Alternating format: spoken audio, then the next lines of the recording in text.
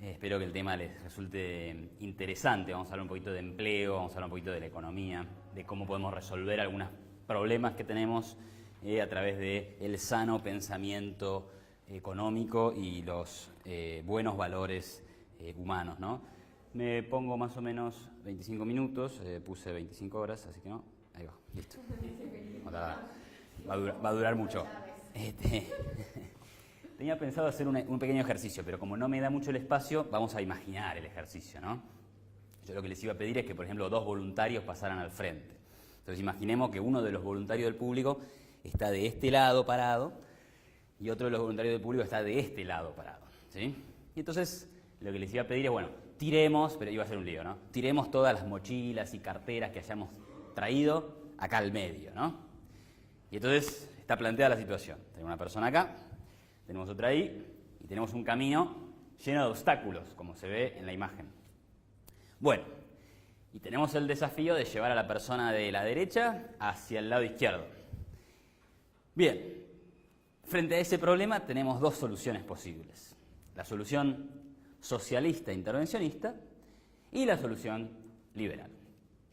Entonces, ¿cuál sería la solución del intervencionismo a este dilema de la persona que quiere pasar del lado A al lado B en un camino lleno de obstáculos? Bueno, uno podría decir, bueno, te venís acá, te pones atrás y le das un empujón. Bueno, puede ser, lo empujaste, seguro que se tropieza, se cae, por ahí se para de vuelta y llega. Ok, es una de las soluciones intervencionistas, viene el Estado, empuja. Otra podría ser, bueno, a ver, pará, hay un par de mochilas ahí, bueno, agarremos un par de pupitres y hacemos como una especie de puente para sortear todos esos obstáculos. Y otra podría decir, usted es un maldito que no se anima a ir para allá, capitalista explotador, y ahí a ver si lo convencemos para que se mueva. Soluciones del estilo intervencionista. ¿Cuál sería la solución liberal? ¿Alguno se la está imaginando? Es bastante práctica y sencilla y consiste en venir y correr las mochilas. Corremos los obstáculos y uno camina libremente de un lado hacia el otro. Bien, espero que ese ejemplo nos sirva para acompañar el espíritu de esta charla, ¿no? ¿Por qué decimos que queremos crear 300.000 empleos? Este número sale de una pretensión o de una idea que anunció hace muy poco tiempo el ministro Jorge Triaca. Estamos hablando de empleo joven, es decir, el empleo o el desempleo, que afecta a esas personas que tienen entre 15 y 24 años, ¿no? Entonces acá Triaca, que es ministro de Trabajo de la Nación, planteó que van a crear unos 300.000 puestos de trabajo, pero a la manera intervencionista. Es decir, un sistema de pasantías alentado por el Estado y las hacemos obligatorias y metemos un subsidio. Bueno, ya vamos a ver un poco este punto, ¿no? Lo que queremos mostrar acá es que podemos conseguir eso y mucho más con otros esquemas.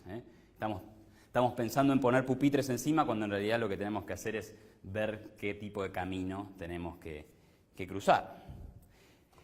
Hablemos un poquito del desempleo joven, ¿no? El desempleo joven es un tema que a nivel global siempre es mayor que el desempleo promedio. Ahí ven un gráfico con datos de la OCDE, es decir, la Organización para la Cooperación y el Desarrollo Económico, si no me equivoco, y vemos que el desempleo mundial es del 5,7%, o el desempleo en la OCDE, mientras que el desempleo joven, es decir, este que afecta a las personas que quieren trabajar pero no lo consiguen entre 15 y 24 años, es del 13,1%, es decir, estamos hablando de una tasa que es del doble para el empleo joven.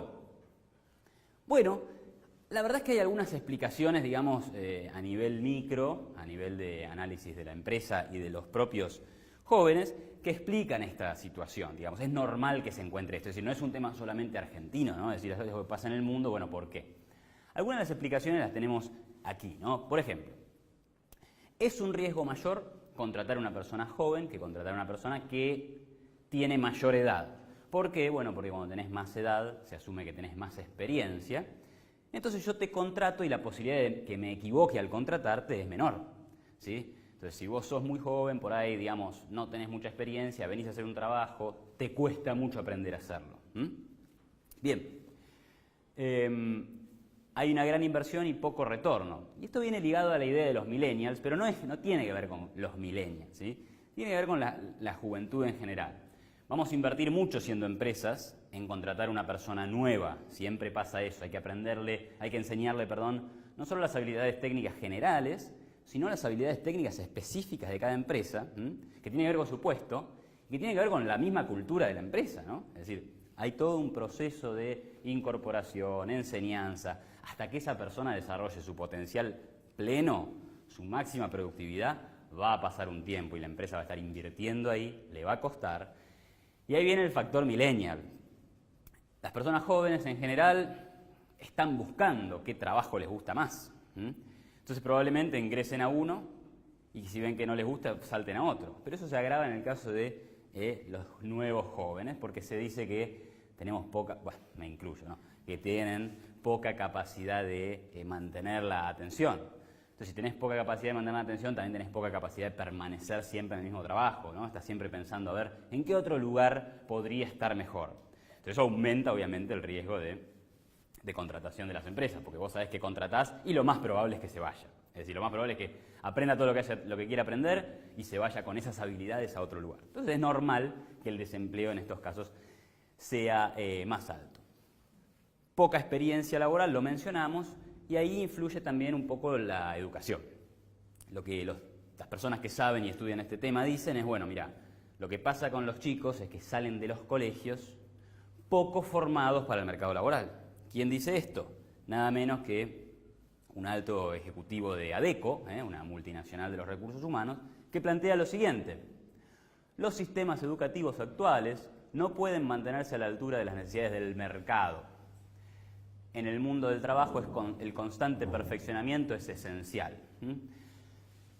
Entonces, digamos que una mirada de consenso podría ser: mejoremos la calidad de la enseñanza, démosle a los chicos mejores herramientas para desenvolverse en el mercado y en las empresas, y seguramente mejoremos estos números de desempleo joven, ¿sí? Esto podría ser una mirada de consenso, pero si ustedes ven lo que ha pasado hace semanas en Argentina, verán que plantear una cosa como esta es prácticamente equivalente a decir que queremos que mañana se incendie el país, ¿no? Porque una de las pancartas que aparecía dando vueltas en este contexto de la toma de colegios iba precisamente en el sentido contrario, ¿no? Es decir, esta chica planteaba, no sé si se lee bien, no queremos escuelas funcionales a las necesidades del mercado. Bueno, y al mismo tiempo querer que baje el desempleo joven, digamos, que hay una pequeña contradicción ahí, porque la manera de que vos estés empleado es que respondas a las necesidades de las empresas, digamos. Si vos no le haces un favor a una empresa, ella tampoco te lo va a hacer a vos contratándote y dándote empleo y formación. Así que tenemos una primera traba. Pero bueno, eso es el escenario más bien micro, ¿no? Ahora quería dedicar esta por ahí segunda parte de la charla a conversar sobre la Argentina. Es decir, cómo está la Argentina en el tema del empleo joven, en el tema del desempleo joven. Es decir, ya sabemos que el desempleo joven es un tema a nivel mundial, que tiene causas que son muy específicas y que por ahí se mantengan en el tiempo. Pero Argentina es un país que tiene un desempleo joven excesivamente elevado en comparación con el promedio de la OCDE, ¿no? Ahí ven que tiene como un 24,6% de desempleo, mientras que el promedio es 13%, y mientras que hay países que tienen desempleos jóvenes de 5% o 10%. Esto debe ser de este año, si no del anterior. Digamos, es reciente. Es reciente de lo último que hay. Bien, pero eso no es el único problema que tiene el mercado laboral en Argentina. Es decir, si vemos, por ejemplo, y acá te digo bien el dato del año, porque estas son estimaciones para 2018, del FMI sobre el desempleo en la región, vos ves que Argentina está un poquito por encima. Y esto es optimista, porque el desempleo hoy está en el 8%, ¿sí? Entonces, en términos de la región, Argentina todavía tiene un desempleo por encima del promedio y lejos de países como México o Panamá, ¿sí? Que están en 4 o 5%. Bolivia no lo menciono porque, bueno, no creo que querramos seguir el ejemplo del modelo económico de Evo Morales, pero México y Panamá me parecen que son más bien razonables y no estaría mal tener sus niveles de desempleo, ¿no? Bueno, Argentina está un poquito por arriba, les decía 8, 7%. Así que, alto desempleo joven, desempleo general por arriba del promedio, una tasa de empleo público que ha crecido de manera importante en los últimos años y que está en niveles récord, a pesar del cambio de gobierno, está en el 50%. ¿Qué quiere decir esto? Esto es el empleo registrado, es decir, el empleo formal.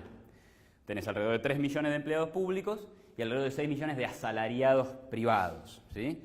Así que esa división hoy te está dando 50%, cuando hace unos años, en el año 2012, era del 43%. Es decir, ¿y por qué se menciona el empleo público? Porque a veces el empleo público sirve para disfrazar un desempleo, sirve para disfrazar un verdadero desempleo. Es decir, gente que no estaría consiguiendo trabajo en el mercado formal privado, el gobierno ¿qué hace? La contrata para reducir las cifras de desempleo. Entonces tenemos ahí un problema por ahí encubierto. Y no solo eso, el último gráfico sobre la Argentina es la alta tasa de informalidad. Hay mucha gente que no está consiguiendo empleo en el mercado formal y tiene que irse a buscar trabajo a un sector informal donde, bueno, no tiene un recibo de sueldo, no recibe, en principio no aporta para la jubilación, etcétera, etcétera, ¿no? Bien, pero la realidad es que la verdadera pregunta es, ¿cómo es esto posible? ¿Por qué hago la pregunta, no? Porque uno dice, bueno, es desempleo normal, pasa en todos los países del mundo. Pero ¿cómo es posible que exista el desempleo? Digo, ¿cuál es la regla número 1 de la economía? Seguro que la saben. Se las digo. La regla número 1 de la economía es que los recursos son escasos y las necesidades son ilimitadas, ¿sí? Como ven ahí, las necesidades suelen ser, bueno, no suelen ser, son siempre, en todo momento y en todo lugar, mayores que los recursos. Si no, no habría necesidad de economizar esos recursos, asignarlos a sus mejores fines. Es decir, toda la ciencia económica carecería de sentido si todos los bienes fueran como el aire, porque claramente sobrarían y habría bienes para todos. No hay bienes para todos en todo el tiempo y en todo momento. Hay recursos escasos. Entonces, ¿cómo puede ser que, siendo los recursos escasos, estemos hablando de la problemática que es la siguiente?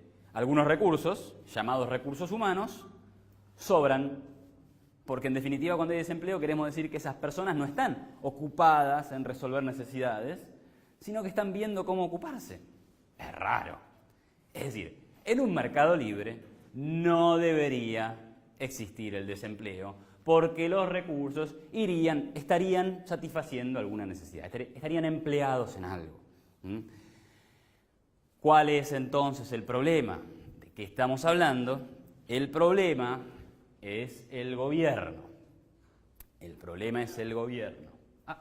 Ok. Bien. El gobierno que nos impone trabas. Y acá dividí en dos partes las trabas que puede imponer un gobierno hacia la creación de trabajo. Por ejemplo, una de ellas son las barreras institucionales y la otra, son las trabas microeconómicas y las trabas macroeconómicas, ¿sí? Bueno, vamos a ver algunas de estas trabas microeconómicas, ¿no? Una de las grandes trabas microeconómicas que tiene el mercado laboral, o sea, cuando hablamos de micro hablamos de un mercado en particular, el de la carne, el de la leche o el del empleo, ¿sí? Son los impuestos, ¿no? Y en esto Argentina es, digamos, campeona mundial. Estos datos que les muestro acá son del análisis que hace José Luis Espert en La Argentina Devorada en base a datos internacionales. Esto es la tasa de impuestos sobre el salario, en realidad es el salario bruto. Argentina tiene 43,6% de impuestos laborales. ¿Eso qué quiere decir? Que cuando uno recibe 100 pesos de salario de bolsillo, el empleador está pagando por ese salario 152. Pero esa es la medida comparable. Esa es la medida comparable. Si le sumamos cosas que no son comparables con otros países del mundo, como por ejemplo los aportes al sindicato, los seguros de sepelio y otras cosas que tienen que pagarse en concepto o que son impuestos, estaríamos en una diferencia de 100 y 167. Es decir, cada empleado a una empresa le cuesta, además de lo que el tipo se lleva de bolsillo, 67% por encima. Es decir, claramente es muy caro contratar más allá del sueldo, ¿eh? Y si las cosas son muy caras, la cantidad demandada cae, ¿sí? Porque la curva de demanda tiene pendiente negativa. Entonces, esto es una traba para la contratación, y desincentiva que las empresas contraten y quieran incorporar empleados. Pero no es la única. Argentina está repleta de trabas, está repleta de obstáculos, ¿sí? Y en el contexto del mercado laboral, ellas serían las siguientes que podemos mencionar. Por ejemplo, las indemnizaciones por despido, ¿no? Este es un tema muy interesante. Una indemnización por despido implica que a la hora de terminar la relación laboral, ¿sí?, el empleado debe pagar un concepto extra de indemnización. Cuando ya es bastante, digamos, lastimosa la situación de despedir a alguien, a menos que ese empleado, digamos, se haya portado mal, digamos, en general las empresas despiden cuando están en una situación de crisis, entonces, digamos, no es feliz. Si encima las castigamos por despedir, ¿qué hacemos? Estamos generando una traba a la rotura de un contrato. Pero la traba a la rotura de un contrato me desincentiva a hacer ese contrato. Imagínense que mañana los invito a todos a mi casa. Entonces digo, muchachos, están todos invitados a comer, vamos a comer espectacular, vamos a pedir comida al mejor restaurante de todos, vamos a pedir la mejor bebida de todos, de todas, y va a haber un show de este personaje Mendoza, el de Extravaganza, Flavio Mendoza, ahí está, perfecto, espectacular, una maravilla. Bien, perfecto, están todos contentos, vienen corriendo, y yo les digo, la única condición es que voy a cerrar con llave y no voy a volver a abrir la puerta de mi casa. Bueno, claramente las ganas de venir, ¿estás bien, Candy? Las ganas de venir se van a caer, porque ustedes de repente se ven presos de una situación de la que no pueden salir. Entonces, cuanto más trabas le pones a la salida de un contrato, menos gente entra, ¿eh? Y eso es la indemnización por despido, que así como está, es de 2,5 veces la que se paga en Brasil. Y recordemos que hace meses nada más, en este país estábamos pidiendo imponer doble indemnización. Es decir, queríamos que el costo de salida fuera 5 veces el de Brasil. Y ni hablar de los que dicen que había que prohibir los despidos por no sé cuántos días. Porque eso llevaba a infinito el costo de salir, ¿sí? Era como que yo les dijera, los invito a mi cárcel. Y se quedan ahí para toda la vida. Es fantástico. Nadie quiere venir. Así que es complicado, ¿no? El poder de los sindicatos. Vamos a tratar de avanzar rápido. Los sindicatos le ponen una inflexibilidad total al mercado. Cuando un sindicato acuerda en la paritaria un aumento de, digamos, el 30%, ahí hay un montón de heterogeneidades entre las empresas. No es que todas pueden pagar ese 30%. ¿Qué pasa si alguna solamente puede pagar el 27%? La condenamos a la quiebra o la condenamos a despedir a algunas personas como para que las cuentas le cierren.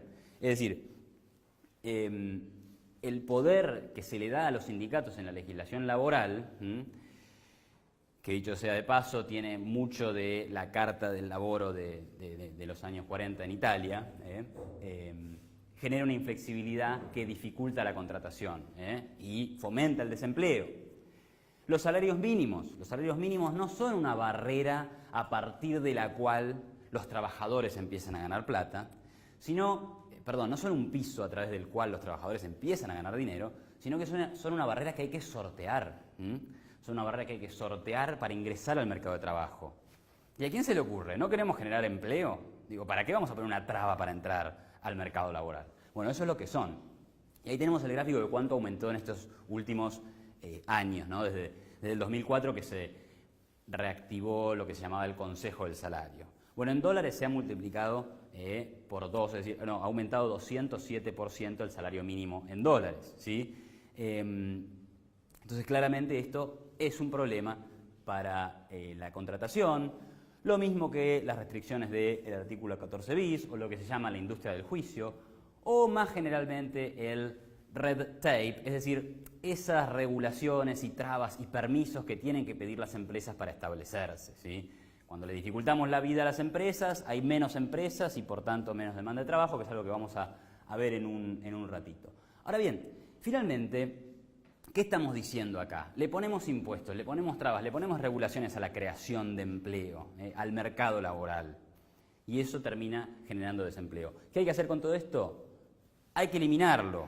Es decir, en una situación ideal, ni impuestos, ni salario mínimo, ni indemnizaciones. Nada de eso tiene razón de ser, ni sindicatos con fuerza de ley. A lo sumo, sindicatos voluntarios y se puede decidir la empresa si acepta o no, etcétera, etcétera, etcétera. Es decir, libertad de contratación. Todas las personas pueden contratar libremente con su empleador y eso generaría menores trabas para ingresar en los mercados laborales. Entonces, un postulado relativamente razonable, ¿no? Bueno, algunos dirán, no, esto no es razonable, esto es muy fuerte y es muy extremo. Pero veamos qué nos dicen los datos sobre estas propuestas. ¿Qué pasa cuando los mercados laborales son más libres? Es decir, ¿qué pasa cuando hay mucha más flexibilidad en la relación empleador-empleado? Bueno, lo que pasa es que hay menos empleo joven, por ejemplo. Cuando uno relaciona la libertad del mercado laboral en diversos países con la tasa de desempleo joven, ve que hay una relación negativa. Es decir, a mayor libertad laboral, menos es el desempleo entre los jóvenes. A menores rigideces del mercado laboral, que esto es lo que se ve en este segundo gráfico, menor es el llamado desempleo de largo plazo. Y acá tenemos una muestra de países desarrollados. Italia, Grecia y España son países con mercados laborales muy rígidos. Y el desempleo de largo plazo es más grande. ¿Y qué es ese desempleo de largo plazo? Es la situación en la que un desempleado está más de 12 meses en situación de desempleo. Se compara desempleados de más de 12 meses con desempleo sobre el total de los desempleados. ¿Sí? Entonces habla de la dificultad de reincorporarte al mercado laboral una vez que te quedaste afuera. Entonces fíjense lo paradójico. A medida que más cerramos el mercado laboral, a medida que más queremos proteger a los trabajadores, más los excluimos. Es una interesante paradoja de nuestros intervencionistas. Ahora, cuando proponemos libertad, ¿qué nos dicen? ¿Qué nos dicen los políticos? El ministro de Trabajo de Uruguay, por ejemplo, afirmó recientemente que si vale más un acuerdo individual entre un empleado y un patrón que una ley o un convenio, entonces retrocedimos 2 o 3 siglos y eso no será solo para los brasileños. Bueno, esto es todo lo que está mal con las legislaciones laborales en Argentina y en el mundo. Esta frase resume todo lo que está mal, porque básicamente es, a mí no me interesan los acuerdos voluntarios privados. Yo pongo la ley por encima, es decir, al burócrata que me decide mejor lo que tienen que hacer las empresas. ¿Sí? Y por otro lado, nuestro ministro Tiaca, continuando con la declaración con la que abrimos, habla de 300.000 puestos de trabajo joven con pasantías. Pero ojo, porque las pasantías tienen que estar con un fuerte control del Estado. No deben ser precarias. ¿Qué hay detrás de este pensamiento de ambos? Está la idea de que los empleadores se abusan de los empleados, de que dejados en libertad, las empresas van a explotar a los trabajadores. ¿Y a qué les suena esto? A Marx. Estas ideas están profundamente arraigadas en el pensamiento de Karl Marx, que planteaba que mediante la plusvalía, el empleador se quedaba con parte de lo que le correspondía al empleado. Bueno, lo que no leyeron nuestros expertos en trabajo, que no hacen más que reflotar las ideas de Marx, es a quienes lo refutaron. Acá tenemos una imagen de Karl Marx, caricaturizado, y del otro lado a Eugen von Baumbach, economista austríaco, nacido en 1851. Ya Menger había dicho que el valor no dependía del trabajo, sino que dependía de la utilidad que le daban los consumidores a los bienes. ¿Sí? Y von Baumbach hace una crítica muy interesante, dice, pero si la fuente de la ganancia empresaria es la plusvalía, ¿cómo puede ser que las empresas tiendan a reemplazar mano de obra humana por máquinas? ¿Cuál sería el interés? Si tu fuente de la ganancia es la plusvalía, ¿para qué incorporas máquinas? ¿Sí? Eso por un lado. Y por el otro, lo que también explicó von Baumbach es que la fuente de la ganancia empresaria no es la plusvalía ni es la explotación, sino que es la toma de riesgo y el tiempo de espera que hay entre la inversión que hace la empresa y el momento en el que cobra sus ganancias. A los empleados se les paga, digamos, al fin del mes, sí, pero el valor de la producción esa, hasta que se venda el producto, tarda un tiempo, ¿sí? Y ese es el tiempo que espera el capitalista, esperando que le vaya bien, esperando que la gente compre sus productos. ¿Quién lo compensa a él? La compensación es esa ganancia que si todo sale bien, la recibe, pero no es la explotación del trabajador. Bien, llegado a este punto podemos pasar a las trabas macroeconómicas, a los problemas más macro que tenemos, y que iría ya en la parte final de la presentación. Vamos más o menos bien con el tiempo, creo que en 5 minutos puedo resumir esto. Porque otra de las preguntas fundamentales que quiero que nos planteemos acá es, ¿está bien plantearse que queremos crear empleo? No, no hay que crear empleo. No tenemos que plantearnos que tenemos que crear empleo. Lo que tenemos que crear es valor. Fíjense, crear empleo es muy fácil. Mañana mismo el presidente Mauricio Macri dice, vamos a destruir toda la maquinaria del país. Se destruye, no hay más máquinas, no hay más computadoras, se acabaron los PowerPoint, se acabó todo, los celulares, todo. Y además prohibimos las importaciones. Lo que quería Massa, vamos, 365 días sin importaciones y más también, perfecto. Bueno, obviamente que al otro día estamos todos empleados. Primero, destruyendo máquinas. Bien, tenemos que destruirlas. Y una vez que las destruyamos, tenemos que trabajar para fabricar las cosas que antes hacían las máquinas.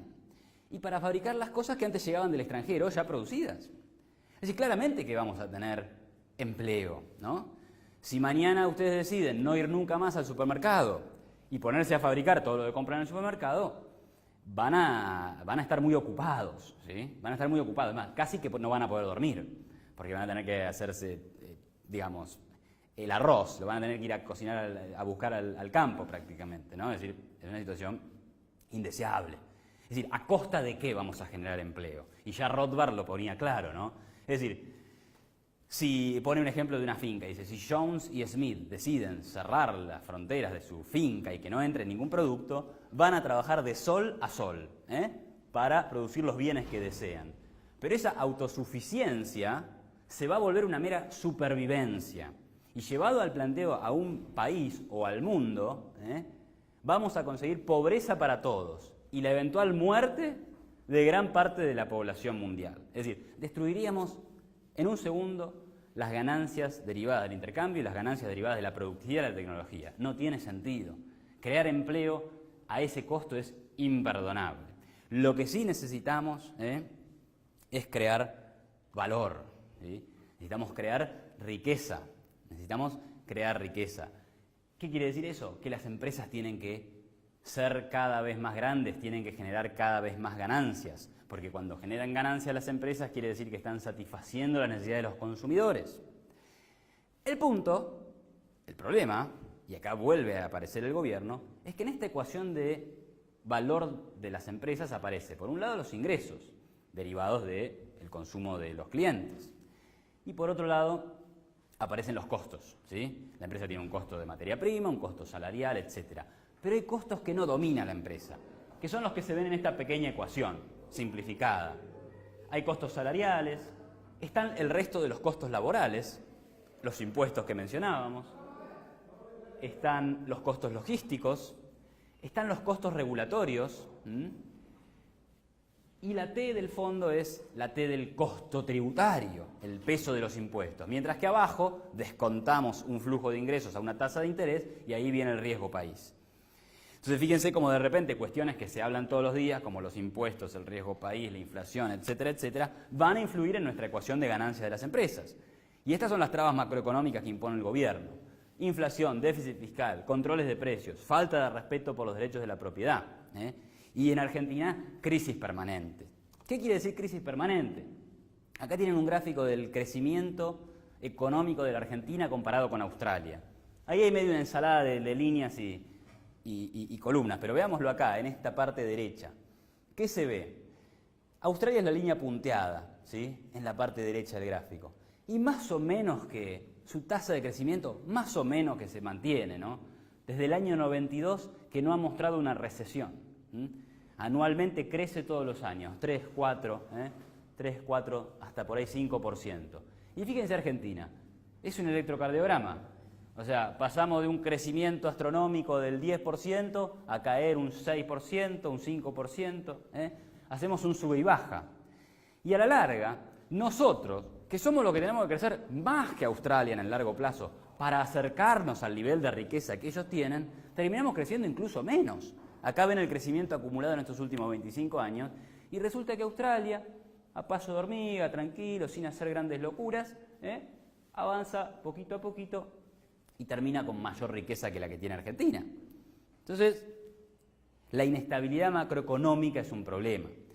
Y en el caso de la Argentina, ¿de dónde viene esa inestabilidad macroeconómica? Supongo que acá todo el mundo coincidirá o pensará que esta es una parte importante del déficit fiscal. Argentina tiene déficit fiscal, se endeuda o acude a la inflación y después viene la crisis de deuda o viene la crisis hiperinflacionaria. Ahora, el origen de ese déficit viene de un gasto público que es insostenible. El gasto público es un problema a nivel de la eficiencia económica porque el gobierno gasta con malos incentivos y con poca información. Es un tema que podemos debatir en otra charla. Pero por otro lado es el origen de los impuestos y del déficit. Y, para peor, está en su nivel máximo histórico. Según datos oficiales a 2015, en el 47% del PBI. Es decir, tenemos un gasto público que no lo tiene ni Suecia, con los servicios públicos de los que gozamos, ¿no? Seguridad, salud y educación y justicia, que dejan mucho que desear. Ahora decimos que el gasto es el origen de los impuestos, y en impuestos somos nada menos que subcampeones del mundo. En impuestos al trabajo, campeones del mundo. Pero en impuestos, medido como el porcentaje de ganancia de las empresas, somos el segundo del mundo. 106% de carga tributaria cuando vos comparás todos los impuestos que paga una empresa con sus ganancias. Te da hasta más del 100%, porque vos sumás todos los impuestos y te da hasta más del 100% de las ganancias. Y por último, tenemos una economía reprimida. Una economía reprimida que nos hace ser enemigos de las empresas privadas. En la parte izquierda podemos ver cuál es nuestra posición en el índice de libertad económica. Mientras arriba de todo tenés a Suiza, Australia, Singapur o Estonia, pequeño país excomunista, Argentina en el puesto número 156. Y eso que hemos mejorado 4, creo, en el último año. Algo ahí avanzamos. 156. Argentina es una economía reprimida. Del lado derecho tenemos el índice Doing Business. Esta es la facilidad que encuentran las empresas del mundo para hacer negocios en determinados países. Y fíjense qué curioso. Entre los primeros 10 puestos está Dinamarca, Noruega y Suecia. Dinamarca, Noruega y Suecia, considerados países socialistas. El socialismo nórdico. Son los mejores amigos de las empresas, por lo menos 3 de ellos. ¿Por qué? Porque hay reglas claras, porque no hay inflación, porque se les respeta el derecho de propiedad, porque se puede acceder fácilmente a la energía eléctrica, no se te corta la luz todos los veranos porque te controlan las tarifas, ¿sí? ¿Se entiende? Digamos, es un marco amigable con las empresas donde está bien ir a invertir. Bueno, Argentina está en el puesto número 116, ¿sí? Entonces, claramente, siendo enemigo de las empresas, siendo enemigo de la libertad de empresa, no podemos pretender tener empresas. Si no podemos pretender tener empresas, no vamos a tener creación de valor. Y si no hay creación de valor, no hay mayor producción, mayor riqueza, ni aumento de la demanda de trabajo. Por eso, tenemos que mirar todo del lado inverso, ¿no? Necesitamos una economía más libre. Una economía más libre nos va a dar más crecimiento, pero además va a ser más sostenible ese crecimiento.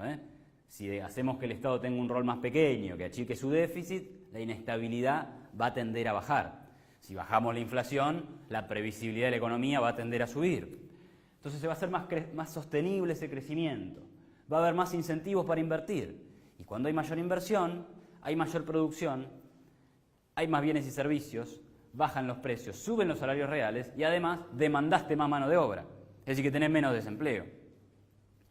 Así que pongámonos como objetivo, ¿por qué no?, bajar el desempleo de hoy, que está en 8% en los últimos trimestres, ¿sí?, al 4%. No vamos a crear, digamos, 300.000 empleos, sino que podríamos estar creando, a datos de hoy, 750.000 puestos de trabajo. Pero esto puede ser mucho mayor, porque la cantidad de gente puede ir ingresando al mercado de trabajo. Porque hay mucha gente hoy que por ahí no está buscando trabajo. Tenemos que esa gente puede incorporarse, empezar a buscar trabajo, porque si ve una economía que crece, si ve inversión, si ve crecimiento y progreso, va a estar más motivado para incorporarse en el mercado laboral. Entonces este número puede ser incluso mucho mayor. Así que bueno, con eso, digamos, cierro mi presentación y el mensaje es este, ¿no? Libertad, crecimiento económico, mayor prosperidad, mayor riqueza y como colateral vamos a tener mejor, menor y de mayor calidad empleo para todos. Así que bueno, muchas gracias y quedo abierto a las preguntas.